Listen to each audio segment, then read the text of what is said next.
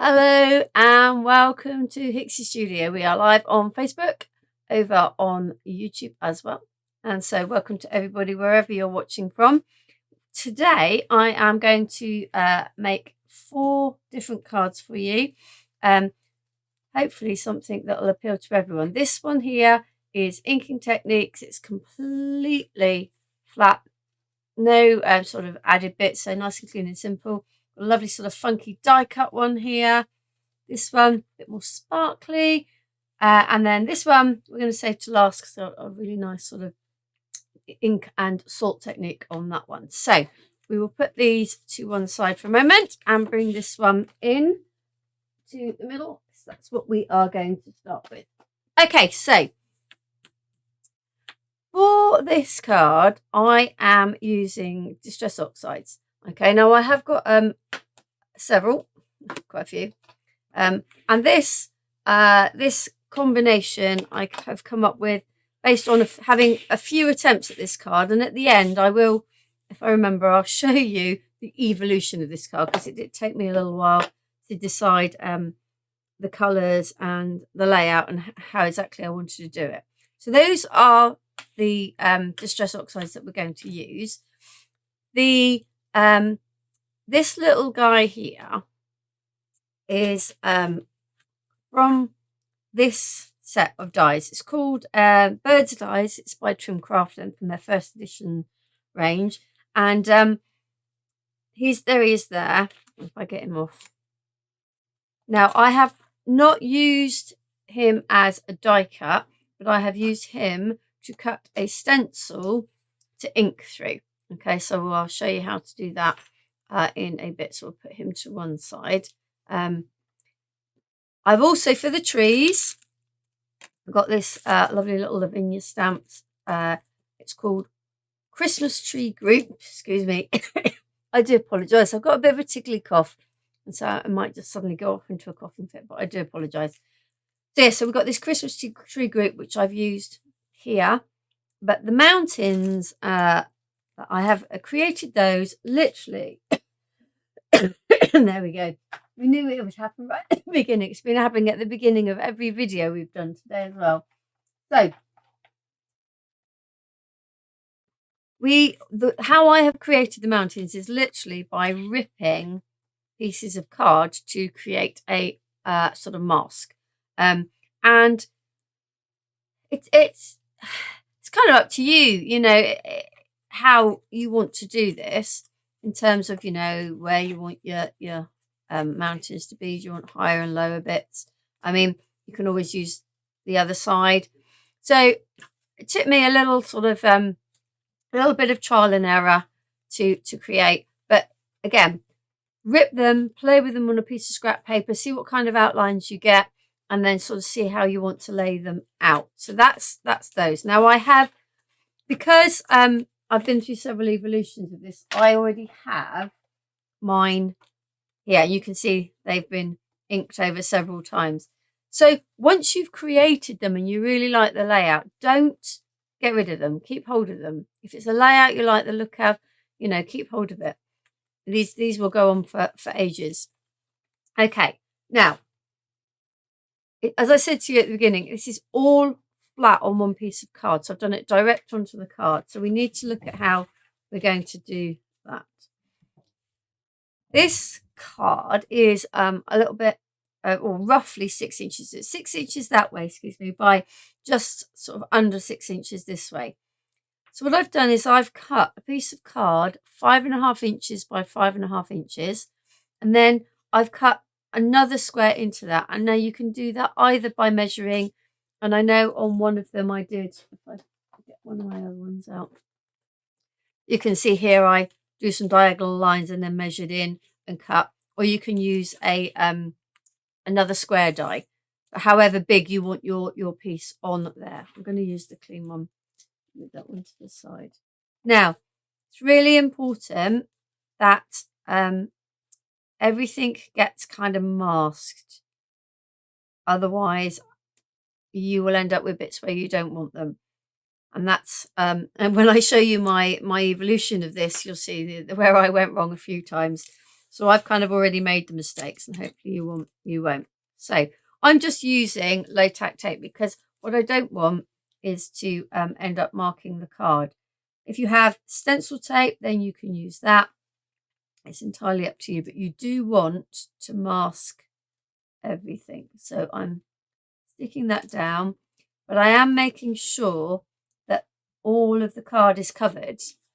And I know that might sound like I'm being a little bit pedantic, but if you don't make sure all of the card is covered, I can guarantee that you will get ink in the wrong place. Believe me, I have done it. So it's worth spending a little bit of time, and using low tack tape, it means you can lift it up and move it around as well. Woo! So we don't want to low tack tape our card.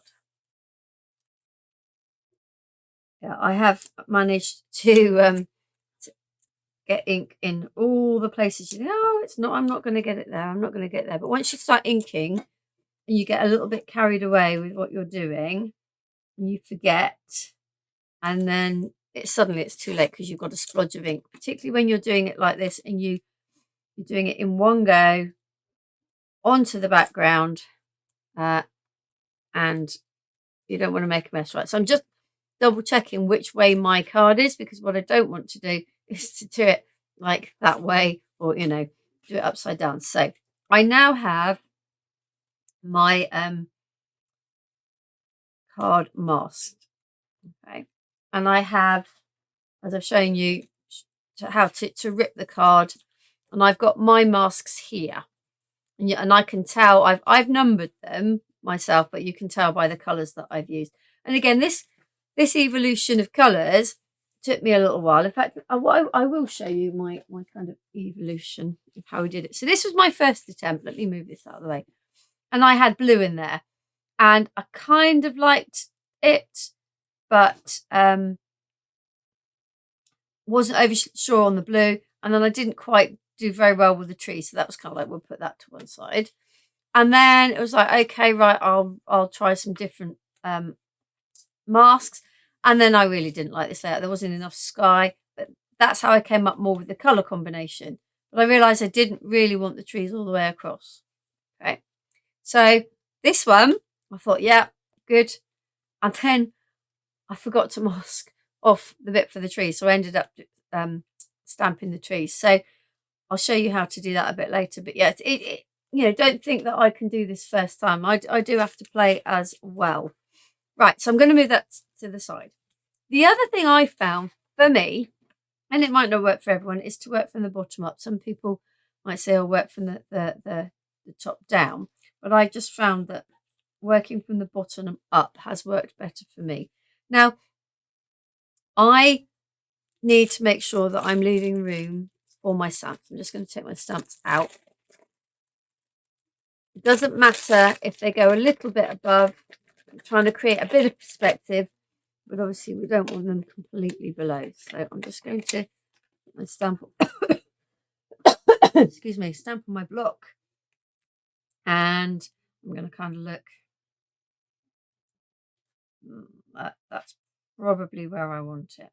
And you can fix this down if you want. You don't have to. Okay. It doesn't really matter if it's particularly straight either, because you're creating a sort of a landscape.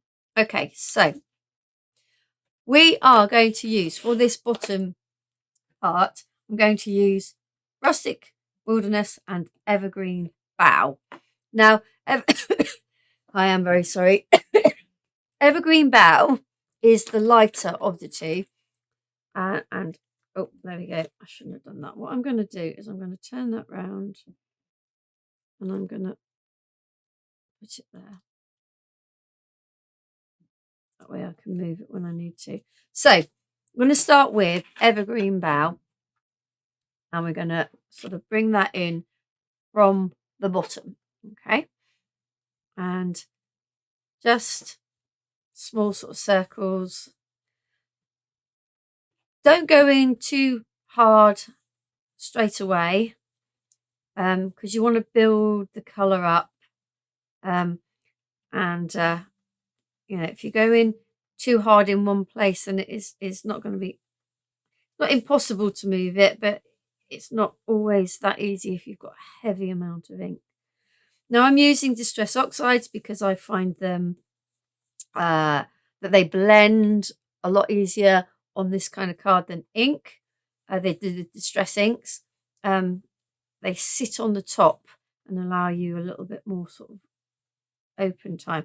So now I'm just gone back in around the bottom and the sides with the Evergreen Bow, but now I'm going to go in with the Rustic Wilderness and come down a bit more from the top, blend them in the middle. I've got a bit of a variation of the colour here. Okay.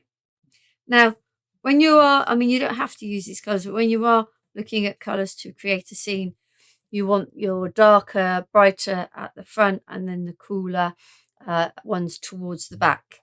So there is kind of my first layer. Now, that isn't to say I'm not going to go back and touch that up later, but we have a start. So I'm going to take off that little mask, and there we have our first layer. And hopefully, having moved it around, I still have got it up high enough. Yeah, I'd say that's okay. So I'm going to keep the tape on that for the moment, just in case I need to go back in to touch the edges up. Okay. Now I'm going to put that down there. Put those away as well. Okay. So the next one I want is this one. And I am going to work out exactly where I want this. Now, it's very subjective. It's entirely up to how you want it. What I'd say is don't have it, because this you don't want it like a complete reflection. You want it to be offset slightly so it looks kind of more natural, more realistic. So I think we'll probably go about there. Let me grab another little bit of tape. Just take that one on there and that one on there. Now, you may think, oh, you know, you're going to bring this one down into heat. No, you might, and that's fine. But I found actually I don't get that close. And if I do, I can put that other one back on and touch it up. So let's move the greens out of the way for a minute. So now for this next one, I am going to use some of the iced spruce, but I'm also keeping my Evergreen Bow here because I kind of want to add a little bit of the previous colour just to make it blend in. So we will start with iced spruce. Okay, and we're going to start at the top. This is a very, very grey green. That's just what it says. It's kind of like an icy sort of grey, green colour. So it's a lot cooler, colour than the Rustic Wilderness that we've just used at the top of the last one. So I'm just bringing it down. I'm not worried that I'm going over the top of the one below. As I said, I can always sort that out. But because I'm trying not to go too far, I'm leaving this nice like highlight. And I kind of, if you have a look on my finished card, you see it really helps to add to the definition between the different areas. So I am going to go back in and just pick up a little bit of the Evergreen Bow. I'm going to just... So we're going to get a piece of paper, just take a little bit off. Just adds a little bit more colour in to that grey, and then back onto the ice spruce to really define that top edge.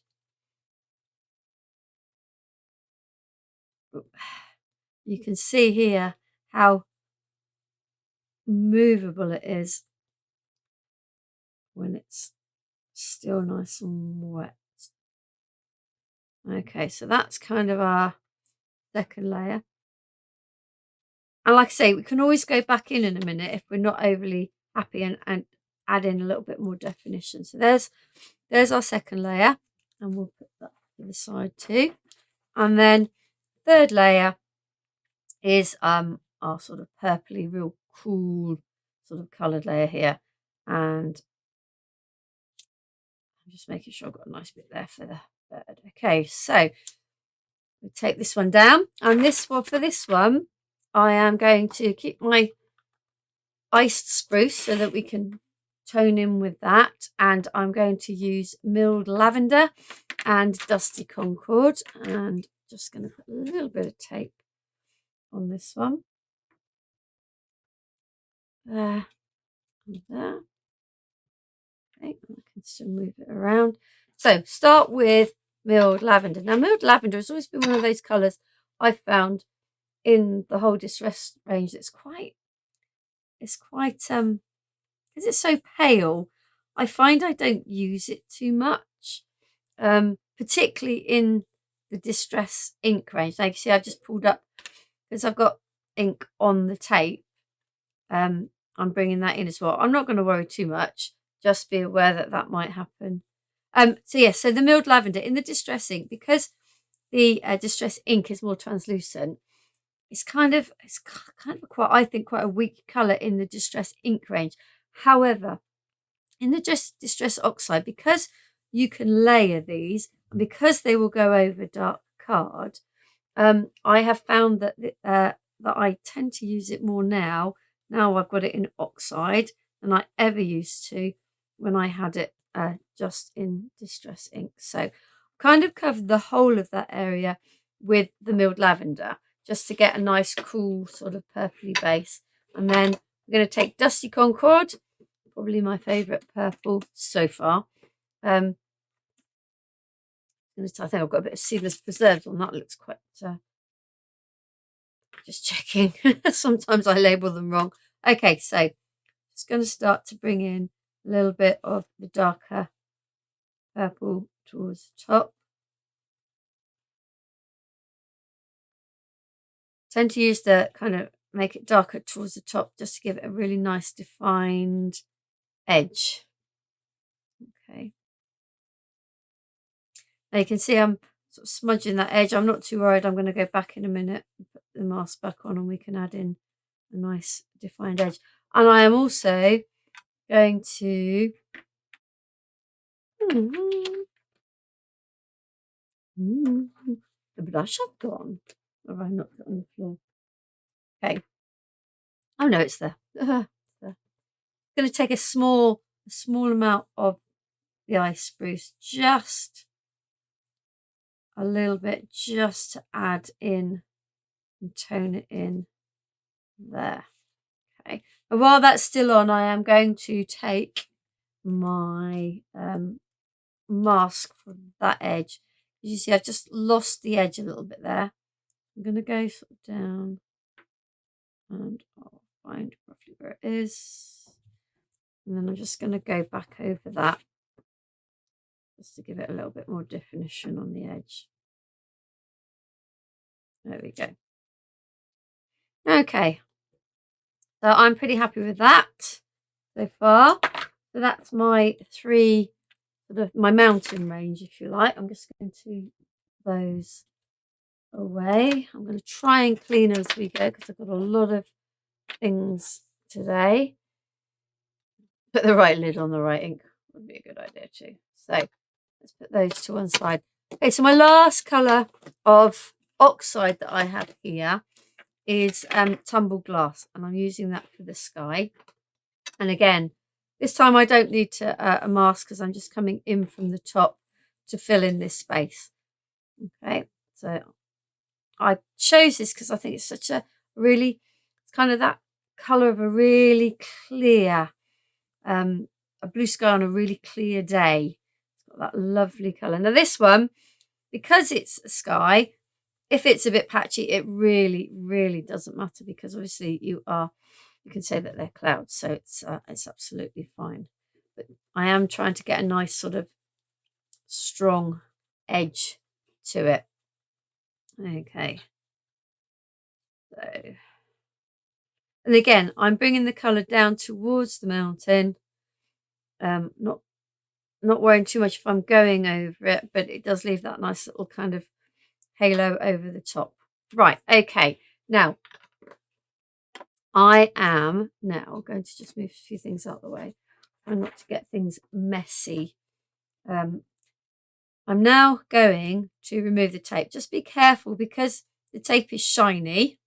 The this ink is just sitting on it. It's not gone anywhere. It's not soaked in anywhere. So this, when you start touching this, I mean, I already have a bit on my fingers, but you're going to end up transferring ink. So just be very careful how you remove this. So now I've got the tape up.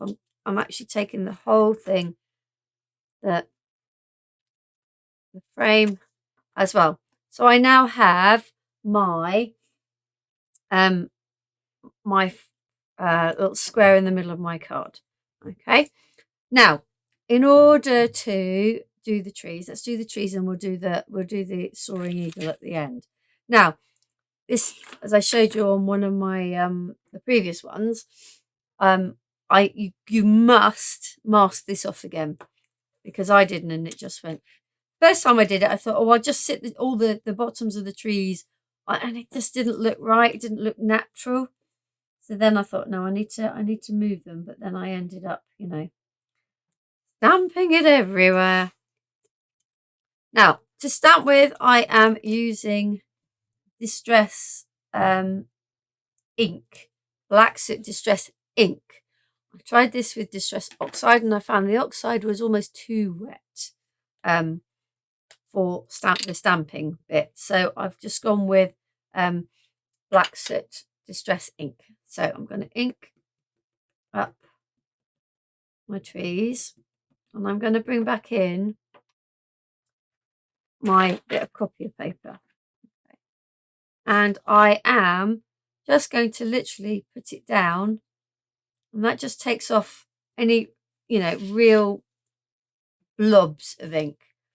And then just checking that I have done that. And then you can start to stamp, and you can do multi-generational stamps. So don't just stamp it down once, but move it and stamp several times. Okay, so I'm going to start here.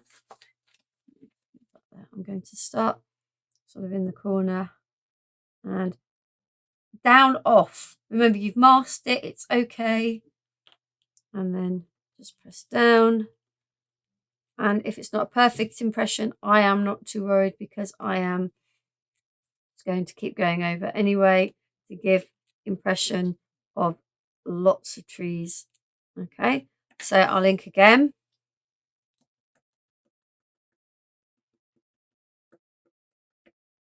This time I'm not going to take the ink off. In fact, I'll just take a tiny bit off. I don't want to. I want to see if we can get a really nice set of dark trees at the front. Yeah. Okay. So we're still stamping. This gives, you know, from this just one stamp, you're being able to get quite an impression of there being more of a forest than just this group of trees. Okay, I may have overdone it a little bit, but hey ho, we're okay. I'm gonna stamp that on there. As you can see, you can get quite a lot of stamping off of there, but I just want to slightly clean that off, and we'll move the stamp back in there so that we don't get in a mess with it. Okay, put that in my box. Okay, so now again, just make sure you've taken off any ink off your hands before you start lifting, because what you don't want now is inky prints around here. We're just going to remove the tape from there and there. So now we've got our little trees. I'm going to get rid of that tape so that I don't end up putting my hands in it and then getting ink everywhere. So I have my trees. Now the next thing, not quite the last thing, is the little soaring eagle. So I'm just going to get a little piece of card, and don't have it too small. You're not doing a die cut. You want some around it, because you're going to ink through this. So you don't want it to be right to the edge. You need a little bit of room. So we're gonna cut him kind of there, and just run him through the machine.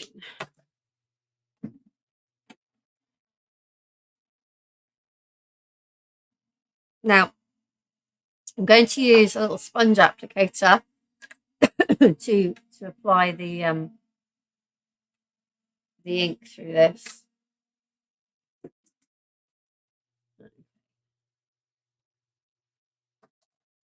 And take them out. Now, don't throw them away. Keep hold of the actual the die cut, because you can use that on a different project. But I'm just going to put the die to one side so I don't lose it. So now, what I've got here is the area, the aperture, if you like, left from cutting him out. But I don't want my eagle flying that way. I want my eagle flying that way. I'm going to turn it onto its back. And I want him slightly off of the frame so that it looks like he's flying into the scene. And then that also helps to give another sort of impression of perspective, that he's much closer and flying into this scene. Now you can take this down. I'm gonna risk it, and I'm going to just hold it. Okay, so when you use a sponge applicator, you don't get a lot on, which is fine. And I would start by doing that just to start to get a base of the black. But then, once you're happy that you have it on, you can start to layer it up a little bit more. And just wiggle the sponge a little bit, you'll also get a little bit more. Now I'm brushing it out that way just to make sure it's going into that end, to make sure we're getting a good impression. What impression? I don't know, outline if you like. And that it doesn't become too fuzzy. I did try it with the Distress Oxide, and I did find the Oxides gave a much fuzzier appearance. Okay, so there now is our eagle flying in to our scene. Now, I wasn't brave enough to actually try stamping a sentiment, because I thought, you know, if I try stamping a sentiment, I'm gonna ruin it. But what I did want to do is I did want to frame this. And again, you might have noticed on my experiment ones, my sort of evolution ones, is that I tried, you know, 2 lines with a ruler, without a ruler. And in the end, I decided that what I preferred was just 1 line with a ruler. So I've got a fine liner. This is one of the Spectrum Noir art liners, one of the sort of finer ones. And I am just going to draw an edge. If it's not exact and perfect, again, I'm not too worried, but at least it will give just an edge to our little image here. Okay.